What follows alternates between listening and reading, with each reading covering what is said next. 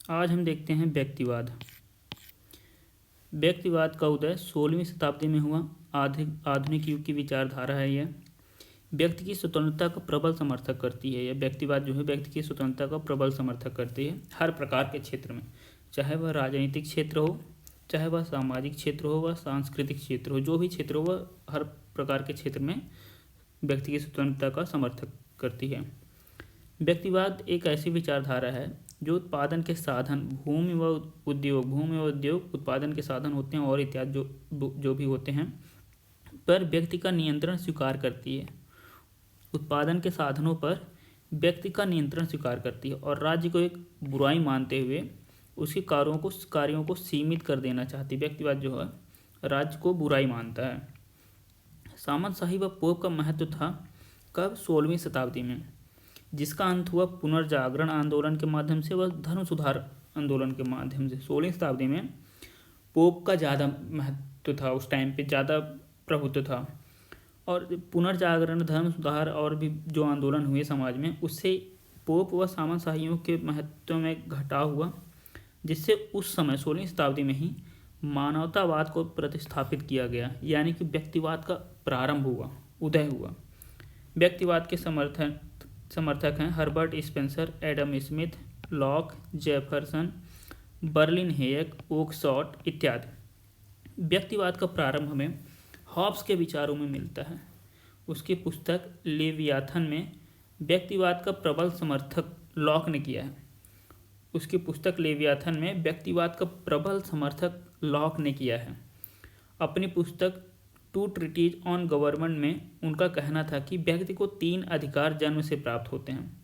Hobbs का कहना है कि व्यक्ति को 3 अधिकार जन्मजात मिले होते हैं। कहाँ पर कहता है? अपनी पुस्तक टू ट्रीटीज ऑन गवर्नमेंट में कहता है कौन कौन से अधिकार हैं वे?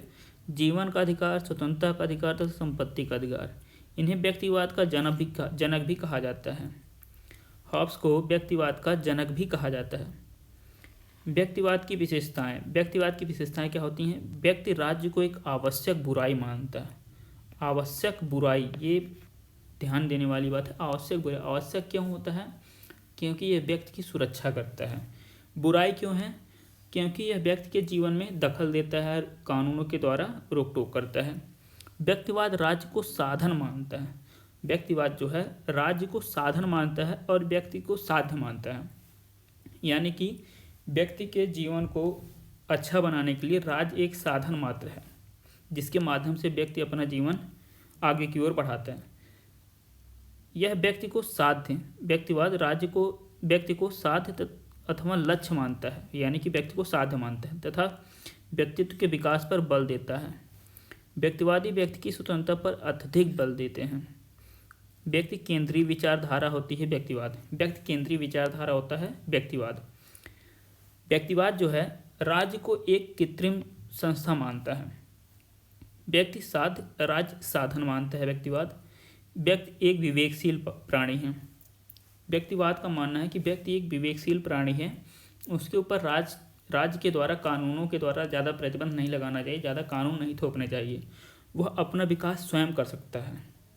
लेसेस फेयर का सिद्धांत व्यक्तिवाद के अंतर्गत ही आता है, जिसका मतलब होता है कि व्यक्ति को अकेला छोड़ दो, या फिर कहा जाता है कि उसके जीवन में हस्तक्षेप का सिद्धांत, हस्तक्षेप कम करना। राज्य को आवश्यक बुराई मानते हैं। राज्य के सीमित कार्यों का समर्थन करता है व्यक्तिवाद। सीमित कार्यों का समर्थन मतलब कि राज्य के कार्य बहुत ही सीमित होने चाहिए, जिससे व्यक्ति को अपना मनचाहा कार्य करने की आज़ादी मिल सके और व्यक्ति चूँकि एक विवेकशील प्राणी है इसलिए वह अपना विकास स्वयं कर सकता है। ये अणुवादी नहीं है, ये अणुवादी समाज में विश्वास। इसका मतलब है कि अणुवादी समाज में विश्वास का मतलब है कि जिस प्रकार पर्यावरण में अणु स्वतंत्र रूप से विचरण करते हैं, इधर उधर घूमते रहते हैं, उसी प्रकार से व्यक्ति भी स्वतंत्र होता है। उसका स्वभाव होता है स्वतंत्र रहना। मुक्त बाजार का समर्थन, व्यक्तिवादी मुक्त बाजार का समर्थन करते हैं। मुक्त बाजार का समर्थन का अर्थ है कि जिस प्रकार से बाजार में जब मुक्त बाजार होता है तो वहाँ पर चीज़ों का मूल्य जो है घटता है, बढ़ता है। वह स्वभावतः होता है कि जिस चीज़ की मांग ज़्यादा होती है उसका मूल्य बढ़ता है, जिस चीज़ की मांग कम होती है उसका मूल्य घट जाता है। वही रूप व्यक्तिवाद भी व्यक्तिवादी भी ये मानते हैं कि मुक्त बाजार व्यवस्था का समर्थन करते हैं व्यक्ति के विकास में। व्यक्ति की स्वतंत्रता और राज्य के कार्यों में उल्टा अनुपात है। किसने कहा है ये? स्पेंसर। स्पेंसर क्या कहते हैं? व्यक्ति की स्वतंत्रता और राज्य के कार्यों में उल्टा अनुपात है। स्पेंसर का यह मानना है कि व्यक्ति को अगर स्वतंत्र रहना है तो राज्य के कार्यों को कम करना होगा। राज्य अगर कार्य ज़्यादा करेगा तो व्यक्ति की स्वतंत्रता कम होगी। यह स्पेंसर का कहना है कि व्यक्ति की स्वतंत्रता और राज्य के कार्यों में उल्टा अनुपात होता है। फ्रीमैन क्या कहते हैं? वह सरकार सर्वोत्तम होती है जो सबसे कम शासन करती है। वह सरकार सर्वोत्तम होती है जो सबसे कम शासन करती है, सबसे कम समय के लिए शासन करती है, फ्रीमैन कहते हैं। बेंथम के शब्दों में व्यक्ति के हित को समझे बिना समुदाय के हित की कल्पना करना कोरी बकवास है। बेंथम कहते हैं ये कि व्यक्ति के हित को समझे बिना समुदाय के हित की कल्पना करना कोरी बकवास है। स्पेंसर के मतानुसार व्यक्ति का स्थान समाज तथा राज्य के ऊपर होना चाहिए। स्पेंसर के मतानुसार व्यक्ति का स्थान समाज तथा राज्य से ऊपर होना चाहिए और राज्य को केवल वही कार्य करने चाहिए जिन्हें व्यक्ति नहीं कर सकता है, बाकी कार्य राज्य को नहीं करना चाहिए। व्यक्तिवाद का आधार क्या होता है? नैतिक आधार होता है जिसको गिलक्राइस्ट कहते हैं, राजनीतिक आधार होता है, वैज्ञानिक आधार होता है, वह आर्थिक आधार होता है। व्यक्तिवाद के आधार होते हैं नैतिक आधार, राजनीतिक आधार, वैज्ञानिक आधार और आर्थिक आधार। नैतिक आधार क्या होता है?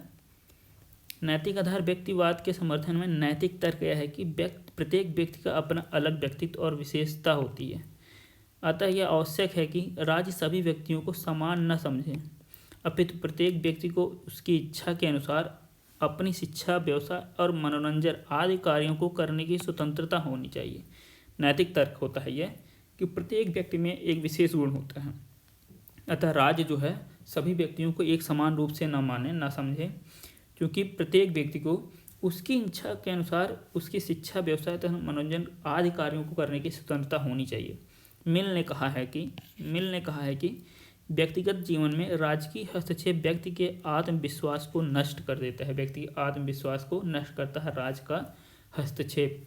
उसकी उत्तरदायित्व की भावना को कमजोर बनाता है तथा चारित्रिक विकास को अवरुद्ध करता है। आर्थिक तर्क नैतिक तर्क होता है, दूसरा है आर्थिक तर्क। एडम स्मिथ, माल्थस, मिल, रिकार्ड आदि अर्थशास्त्री इस विचारधारा के संबंध में यह तर्क प्रस्तुत करते हैं कि व्यक्ति अपने लाभ, हानि तथा आर्थिक हितों को स्वयं ही भली प्रकार समझता है, अतः राज्य को व्यक्ति के आर्थिक जीवन में हस्तक्षेप नहीं करना चाहिए।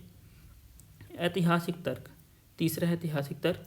व्यक्तिवादी अपने मत के समर्थन में ऐतिहासिक उदाहरण प्रस्तुत करते हैं। उनका कहना है कि व्यक्ति के आर्थिक तथा सामाजिक जीवन में राज्य का हस्तक्षेप सदैव हानिकारक रहा है।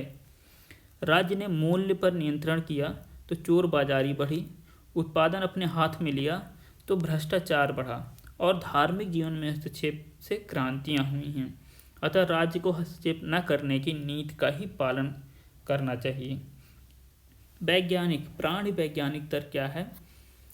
स्पेंसर ने व्यक्तिवाद के समर्थन में नया तर्क प्रस्तुत किया है, जिसके अनुसार यह प्राकृतिक नियम है कि सभी प्राणी को अपने अस्तित्व के संघर्ष के लिए करते हैं। सभी प्राणी जो अपने अस्तित्व के लिए संघर्ष करते हैं, उनमें संघर्ष में योग्य तथा सबल प्राणी ही जीवित रहते हैं तथा शेष नष्ट हो जाते हैं। यह स्पेंसर का कहना है कि राज्य को, व्यक्ति को उसके हाल पर छोड़ देना चाहिए। जो श्रेष्ठ होगा वो आगे बढ़ेगा, जो कमज़ोर होगा वह मिट जाएगा। प्राणि वैज्ञानिक तर्क का यही अर्थ होता है। अगला है व्यवहारिक तर्क। व्यक्तिवादी विचारधारा के समर्थकों का कहना है कि व्यवहारिक दृष्टि से राज्य में सभी कार्यों को संपन्न करने की योग्यता नहीं होती है, क्योंकि राज्य के कर्मचारी लगन और प्रतिबद्धता से कार्य नहीं करते और मंत्री प्रायः अनुभव शून्य होते हैं। इसके अतिरिक्त अनेक समस्याएं स्थानीय प्रकृति की होती हैं। कुछ ऐसे कार्य होते हैं जिन्हें देरी किए बिना संपन्न करना आवश्यक होता है। इन्हें व्यक्तिगत स्तर पर जितना जल्दी निपटाया जा सकता है निपटाना चाहिए।